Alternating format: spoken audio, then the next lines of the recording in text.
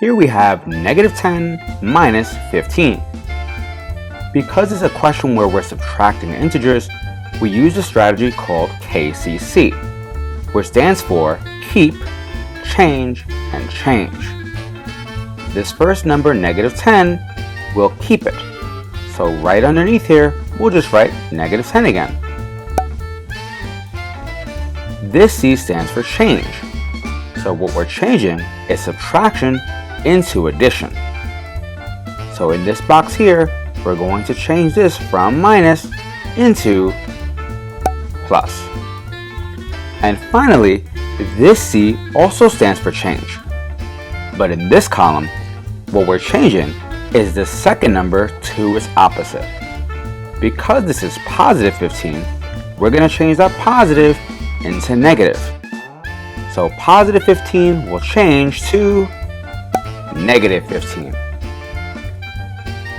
Now that we have negative 10 plus negative 15, we're left with an adding integers question. And when it comes to this part, what I like to tell my students is to think about it in terms of money. Let negative values represent money that you owe, and positive numbers represent money that you have. If you owe somebody $10 and you owe somebody another $15, because these are both amounts of money that you owe, you're going to combine them. And when you combine 10 and 15, you get 25.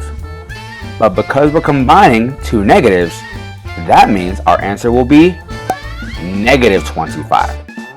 And it really makes sense, because if you owe somebody $10 and you owe somebody $15, now you owe them, and that's why it's negative, a total of $25. Thanks for watching, and we'll see you next time on the Math Review.